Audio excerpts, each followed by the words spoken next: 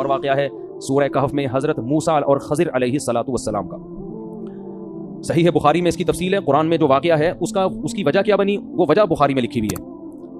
حضرت عبداللہ بن مسعود فرماتے ہیں کہ ایک نبی صلی اللہ علیہ وسلم نے فرمایا کہ حضرت موسیٰ علیہ السلام سے ایک دفعہ لوگوں نے پوچھا کہ اس وقت دنیا میں سب سے بڑا عالم کون ہے؟ موسیٰ علیہ السلام نے فرمایا میں. اور بات بالکل درست بھی تھی, پیغمبر سے بڑا تو دنیا میں کوئی نہیں ہوتا. لیکن اللہ کو آپ کا یہ انداز پسند نہیں آیا. ہر صحیح بات کہنے کی نہیں ہوتی.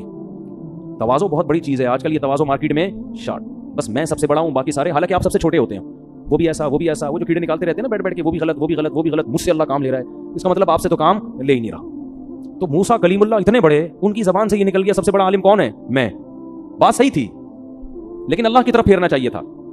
تو اللہ نے آپ کو تنبیہ کی, فرمایا موسیٰ جو کچھ علوم میں نے دوسروں کو بھی دیے ہیں جو آپ کو نہیں دیے, تو جاؤ آپ ایک بندے ہیں ہمارے فلاں فلاں جگہ پہ سفر کر کے چلے جاؤ, وہاں ایک بندے سے آپ ملاقات کرو تو آپ کو پتہ چلے گا کہ کچھ چیزیں اللہ نے ان کو ایسی دی ہیں جو آپ کو بولو نا نہیں تھی.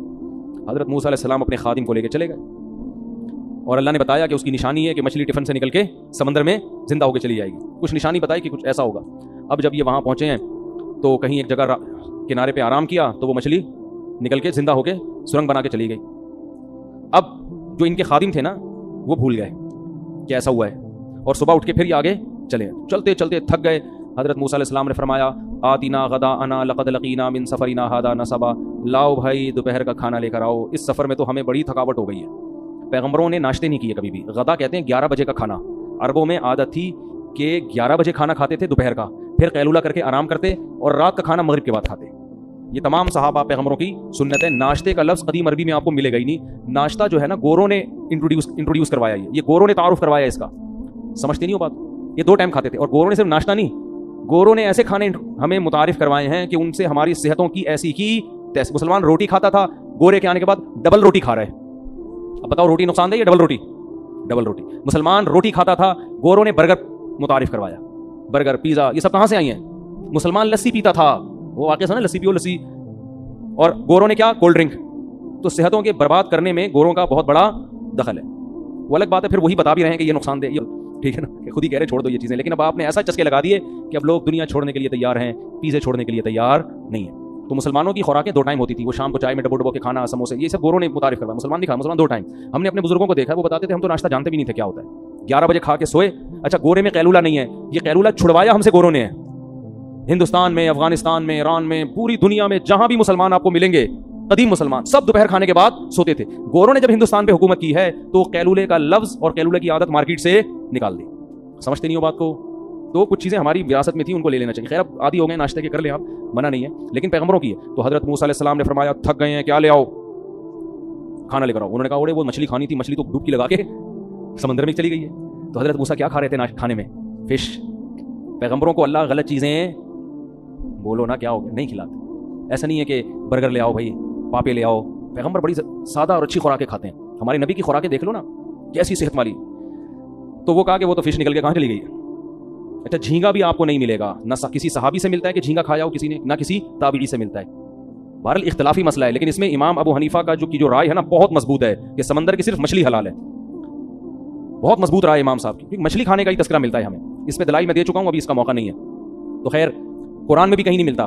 یہ بات کہتے ہیں قرآن سے ثابت ہے کہ مچھلی کے علاوہ, وہ آیت کا مفہوم کیا میں بیان کر چکا ہوں. بہرحال اختلافی مسئلہ, اس میں شدت جائز نہیں ہے. تو حضرت موسیٰ علیہ السلام واپس پلٹے. ارے بھائی وہی تو جگہ تھی جہاں اللہ نے حکم دیا تھا کہ خضر کو تلاش کرو. وہاں گئے تو حضرت خضر علیہ السلام سے ملاقات ہوئی. تو انہوں نے کہا بھائی اللہ نے کچھ چیزیں آپ کو بتائی ہیں جو مجھے نہیں ہیں, تو میرے پاس نہیں ہے, تو اللہ نے مجھے بھیجا کہ میں آپ سے وہ سیکھوں. حضرت خضر نے فرمایا کہ آپ ان چیزوں میں صبر نہیں کر سکتے. کیوں حضرت خضر نے یہ کہا؟ انہوں نے کہا میں کچھ ایسے کام کروں گا آپ صبر بولو نہیں کر سکتے. حضرت خضر کو پتا تھا یہ ان کے پاس شریعت کا علم ہے, اور یہ کوئی بھی غلط کام دیکھ کر برداشت بولو نہیں کریں گے. اور ان کے لیے یہی ہے, جو علماء ہوتے ہیں, جو واعظین ہوتے ہیں, جو امت کے خیر خواہ ہوتے ہیں, وہ غلط کام دیکھ کر برداشت نہیں کرتے. تو آپ نہیں صبر کر سکتے. انہوں نے کہا ستجدنی انشاءاللہ صابرا, اللہ نے چاہا تو آپ مجھے صبر کرنے والا پاؤ گے. تو انہوں نے کہا ٹھیک ہے میرے ساتھ چلو, لیکن شرط یہ ہے کہ میرے کسی کام پہ آپ نے اعتراض نہیں کرنا, کیونکہ اللہ نے آپ کو میرے پاس بھیجا ہے نا, تو میں جو کچھ کروں گا اللہ کے حکم سے کروں گا, آپ نے اعتراض نہیں کرنا ہے. چلو بھائی چلتے ہیں سر. تو سمندر میں بیٹھے, کشتی میں بیٹھے, غریب آدمی کی کشتی تھی. کنارے پہ اترنے سے پہلے حضرت خضر نے اس کشتی کو توڑ دیا, پھٹا نکال دیا اسے. حضرت موسیٰ علیہ السلام نے فرمایا خرقتها لتغرقها, پبلک ساری بھی ڈوب کے ہلاک ہو جاتی ہے, بڑی مشکل سے بچے ہیں. لقد جئت شيئا امرا, سمجھ میں آنے والی بات, یعنی کیا کر رہے ہیں آپ یہ؟ حضرت خضر نے فرمایا کہ الم اقل انک لن تستطیع معی صبرا، میں نے کہا نہیں تھا کہ آپ صبر نہیں کر سکتے. حضرت موسیٰ کو ایک دم یاد آیا. انہوں نے فرمایا کہ لا تؤاخذنی بما نسیت، بھائی اگر میں بھولے سے کوئی غلطی کر رہا ہوں تو اس پہ آپ مجھے مت پکڑیں. انہوں نے کہا چلو ٹھیک ہے، اب آرام سے چلنا ہے. آگے گئے، ایک لڑکا آ رہا تھا، حضرت خضر نے پکڑ کے اس کو مار دیا، یا تو گردن اڑا دی اس کی یا کس طریقے سے قتل کر دیا اس کو. حضرت موسیٰ نے فوراً فرمایا اقتلت نفسا زکیۃ بغیر نفس، اس نوجوان نے کسی کو قتل بھی نہیں کیا اور بلا وجہ ایک معصوم جان کو آپ نے قتل کر دیا. لقد جئت شیئا نکرا، یہ بھی کام اچھا نہیں ہے. حضرت خضر علیہ السلام نے فرمایا الم اقل لک انک لن تستطیع معی صبرا، میں نے تو پہلے آپ کو بولا تھا کہ آپ میرے ساتھ صبر نہیں کر سکتے. حضرت موسیٰ نے اب خود اپنی سزا ان کو بتائی، کہا کہ ان سألتک عن شیء بعدها فلا تصاحبنی، بس اب میری سزا یہ ہے کہ اب میں نے اگر سوال کیا تو سزا یہ کہ آپ میرا راستہ جدا، یعنی مجھے اپنے آپ سے جدا کر دیں بس. اب آگے گئے ہیں حتی اذا اتیا اہل قریۃ استطعما، ایک بستی میں گئے مسافر بن کے، ان لوگوں سے بولا بھائی ہم مسافر ہیں، تھوڑا سا ہمارا انتظام کر لیں کوئی کھانے پینے کا. تو انہوں نے کہا نہیں، وہ بڑے کنجوس قسم کے لوگ، مسافروں کا خیال بھی نہیں کر رہے. تو حضرت خضر نے دیکھا بستی والوں کی ایک دیوار تھی، گرنے لگی تھی نا، نقصان ہو جاتا، تو انہوں نے اس کو سیدھا کر دیا. تو حضرت موسیٰ نے فرمایا ہم مسافر ہیں، ویسے ہی بھوک لگ رہی ہے، اور یہ کم بخت ایک نمبر کے کنجوس لوگ، تو اگر آپ نے ریپیئرنگ کا کام کرنا تھا لو شئت لاتخذت علیہ اجرا، تو ان سے کچھ پیسے ہی لے لیتے اس کے بدلے میں کہ بھائی میں دیوار ریپیئر کر کے دوں گا، لیکن کچھ ہمیں کیا دے دو، پیسے دے دو تاکہ ہم کچھ کھا بھی تو لیں، بھوک سے حالت ہماری خراب ہو رہی ہے. حضرت خضر نے فرمایا ھذا فراق بینی و بینک، اب میرا اور آپ کا راستہ کیا ہو گیا جدا. جب نبی صلی اللہ علیہ وسلم نے یہ واقعہ سنایا، بخاری میں حدیث ہے، آپ نے فرمایا کہ اللہ موسیٰ پہ رحم کرے، اگر صبر کر دیتے تو کچھ اور بھی چیزیں ہمارے سامنے آ جاتی اور کچھ واقعات آ جاتے.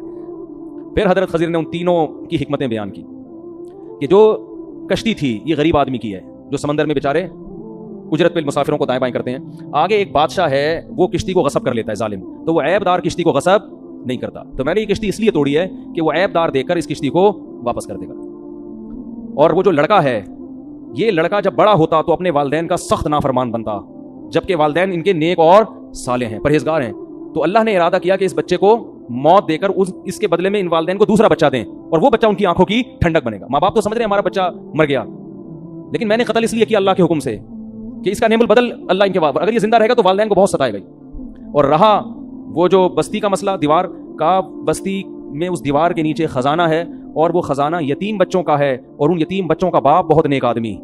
وکان ابوہما صالحا، ان کا باپ کیا ہے، وہ کیا ہے، وہ اما الجدار فکان لغلامین یتیمین، دو لڑکے ہیں یتیم، ان کا والد نیک آدمی ہے. تو اللہ نے مجھے حکم دیا ہے کہ بھئی یہ خزانہ گر گیا تو یہ کنجوس قوم جو ہمیں فری میں کھانا کھلانے کے لیے تیار نہیں ہے، یہ تو سارے خزانے لوٹ لے گی. تو اللہ یہ چاہتے ہیں فاراد ربک ان یبلغا اشدہما، رب یہ چاہتا ہے کہ یہ جوانی کی دہلیز پہ پہنچے، ان کو پھر اطلاع ملے اور یہ خود اپنا خزانہ نکالیں. اب یہ بچے ان کے خزانے پہ قبضہ ہو جائے گا. ذالک تاویل ما لم تستطع علیہ صبرا، اے موسیٰ یہ ان واقعات کی حکمت ہے جن پر آپ صبر نہیں کر سکے. اس واقعے سے اسباق کیا ملتے ہیں، اس سے پتہ چلتا ہے. اچھا دیکھو، حضرت خضر کے پاس نہ علم غیب تھا اور نہ کوئی طاقتیں، اللہ نے بتا دیا کہ ایسا کریں اور اس میں حکمت یہ ہے. تو اس سے پتہ چلتا ہے. اور حضرت خضر کا مقام حضرت موسیٰ سے زیادہ نہیں ہے.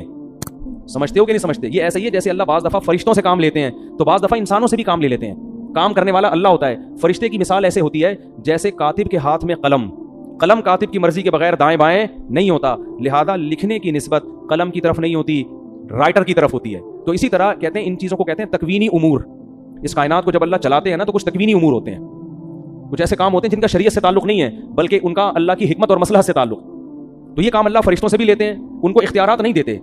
اسی طرح بعض دفعہ اللہ بعض انسانوں سے بھی لیتے ہیں مگر اختیارات ان انسانوں کے پاس نہیں ہوتے، لہذا وہ کام ان انسانوں سے مانگنا جائز نہیں ہے. جیسے ہم فرشتوں سے نہیں مانگتے نا، کیونکہ ہمیں پتہ ہے بارش فرشتہ تھوڑی دے گا، بارش کون دے گا؟ اللہ. ہاں وہ فرشتوں کے ذریعے دے دے. حضرت مریم کو جو بیٹا ملا اس میں جبریل کی قدرت نہیں ہے، قدرت کس کی ہے؟ اللہ کی. تو جبریل تو ایک ذریعہ بنے ہیں، اسی وجہ سے جبریل سے کبھی بھی اولاد نہیں مانگی جاتی، یہ شرک ہے. اب کوئی کہے جبریل آپ نے مریم کو شوہر کے بغیر بیٹا دے دیا تو مجھے بھی، میری تو بیوی بھی ہے، ہم دونوں صحت بھی ہیں، رپورٹیں بھی بالکل کلیئر آ رہی ہیں، سب کوئی بیماری بھی نہیں ہے، تو اے جبریل آپ ہمیں بیٹا دے دیں، تو یہ کیا ہو جائے گا؟ کفر، یہ شرک، کیونکہ جبریل کو بیٹا دینے کا اختیار نہیں ہے. تو اسی طرح خضر علیہ السلام کو بھی یہ اختیارات نہیں تھے بلکہ اللہ نے کسی خاص موقع پہ ان کو بتا دیا کہ یہ کام میں یہ حکمت ہے آپ یہ کر دیں. تو اس لیے علماء کہتے ہیں کہ اللہ کی طرف سے ایسا نظام ہوتا ہے کہ غیب سے اللہ تعالیٰ لوگوں کے حالات بگاڑ بھی رہے ہوتے ہیں اور بنا بھی رہے ہوتے ہیں. تو اس میں ہمیں کیا سبق ملتا ہے کہ اللہ اپنی مخلوق سے غافل بولو نہیں. اب وہ دیکھو بچے کو مار کے چلے گئے، اور ماں باپ تو رو رہے ہوں گے، ہائے ہمارا چھوٹا سا بچہ پتہ نہیں کیسے مر گیا، ہائے ہائے یہ ہو گیا. ان کو پتہ نہیں بھائی اللہ نے آپ کے لیے یہ بہت اچھا، یہ بہت ہو سکتا قتل بھی کر دیتے ہیں بچے بڑے ہو کر ماں باپ کو. اسی طرح وہ جو دیوار صحیح ہو گئی تو اب وہ لوگ تو سمجھ رہے ہیں قوم کے لوگ یار ہم تو ایک نمبر کے کنجوس، مگر ہماری دیواریں پھر بھی فری میں کیا ہو رہی ہیں؟ صحیح ہو رہی ہیں. تو تمہیں نہیں پتا کہ جو دیواریں صحیح ہو رہی ہیں اصل میں تم کمبختوں کے ظلم سے یتیموں کو بچایا جا رہا ہے. اور یہ بھی کہ یتیموں کے لیے صحیح ہو رہی ہیں، ہر ایک کے لیے نہیں، ان یتیموں کے لیے جن کے والد نیک آدمی. پتہ چلا آپ کے والدین اگر نیک ہیں یا آپ اگر نیک ہیں تو غیب سے اللہ کیسے آپ کے بچوں کے لیے انتظام کرتا ہے. نہیں آ رہی بات؟ کیسے غیب سے انتظامات ہوتے ہیں آپ کے لیے. تو تقویٰ للہیت اپنے اندر پیدا کرنی چاہیے. اللہ کسی کو بھی خضر بنا کے بھیج سکتا ہے. خضر کو نہ بھی بھیجے, خضر علیہ السلام تو انتقال ہو گیا, بہت سے کہتے ہیں زندہ ہیں, واللہ اعلم, ہمارے پاس کوئی ان کی زندگی کی کوئی دلیل نہیں ہے. بعض لوگ کہتے ہیں ہماری ملاقات ہوئی ہے تو پھر ان سے آپ پوچھ لیں جا کے, میری تو اب تک ایسی کوئی ملاقات ہو نہیں سکی. حضرت عیسیٰ کی حیات پر تو دلائل قائم ہے, حضرت خضر کی حیات پر کوئی قرآن و سنت میں کوئی دلیل نہیں ہے. تو اللہ کیسے غیب سے کیا کرتے ہیں انتظام, کیسے اللہ تعالیٰ نے غیب سے انتظامات کیے ان کی نیکی کی وجہ سے. تو آپ اگر نیک ہیں تو اللہ پتہ نہیں کہاں سے آپ کے غیب سے آپ کے بچوں کی مدد کرے گا, بچوں کی نہیں تو بچوں کے بچوں کی. تو یہ خاندانی اثرات نسلوں میں چلتے ہیں. تو یہ ہمیں اسباق ملتے ہیں. وقت کافی زیادہ ہو گیا ہے اور اس میں اور بہت سارے حضرت ذوالقرنین کا واقعہ ہے, پھر وہ انشاءاللہ بعد میں. سبحانک اللہم و بحمدک نشہد ان لا الہ الا انت نستغفرک و نتوب الیک.